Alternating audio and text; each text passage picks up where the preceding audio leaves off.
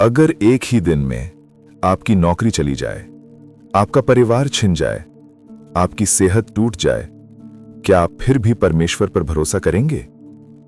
आज की कहानी है एक ऐसे मनुष्य की जिसका नाम था अय्यूब। उस देश में एक धर्मी व्यक्ति रहता था। वो सीधा, सच्चा और परमेश्वर से डरने वाला था। उसके पास धन था, पशु थे, सेवक थे, 7 पुत्र और 3 पुत्रियां थीं। वो हर सुबह अपने बच्चों के लिए बलिदान चढ़ाता था। कहीं उन्होंने मन में भी पाप न किया हो। वो केवल अमीर नहीं था, वो आत्मिक रूप से भी धनी था। एक दिन स्वर्ग में परमेश्वर के सामने शैतान आया।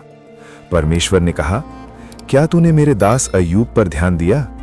शैतान बोला, क्या अय्यूब व्यर्थ ही परमेश्वर से डरता है?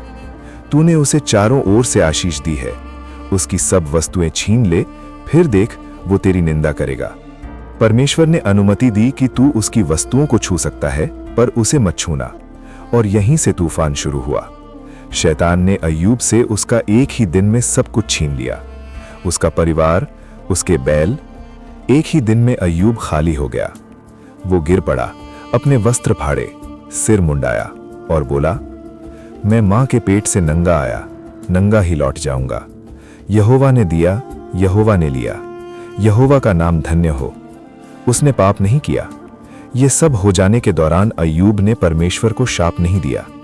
फिर शैतान ने कहा, खाल के बदले खाल, उसके शरीर को छू, वो तुझे शाप देगा। परमेश्वर ने कहा, उसका प्राण न लेना। और शैतान ने अय्यूब को सिर से पांव तक फोड़ों से भर दिया। वो राख में बैठ गया, टूटे हुए मिट्टी के टुकड़े से अपने घाव खुजलाता रहा। उसकी पत्नी बोली, अब भी अपनी खराई पर बना है, परमेश्वर को शाप दे और मर जा। अय्यूब ने उत्तर दिया, क्या हम परमेश्वर से भलाई लें और बुराई न लें? इसके बाद अय्यूब के मित्र आते हैं, एलिफाज, बिल्दद, सोफर। 7 दिन 7 रात वे चुप बैठे रहे। फिर आरोप शुरू हुए, तूने अवश्य कोई पाप किया है, परमेश्वर अन्यायी नहीं है। अय्यूब रो पड़ा। उसने कहा, हे परमेश्वर, तू मुझसे क्यों छिपा है? उसने अपने जन्म के दिन को कोसा, पर परमेश्वर को नहीं। अचानक आकाश गरजा, बवंडर उठा और परमेश्वर ने उत्तर दिया, जब मैंने पृथ्वी की नींव डाली, तू कहाँ था? क्या तू समुद्र को बांध सकता है? क्या तू सितारों को चला सकता है? अय्यूब समझ गया, वो सब कुछ नहीं जानता।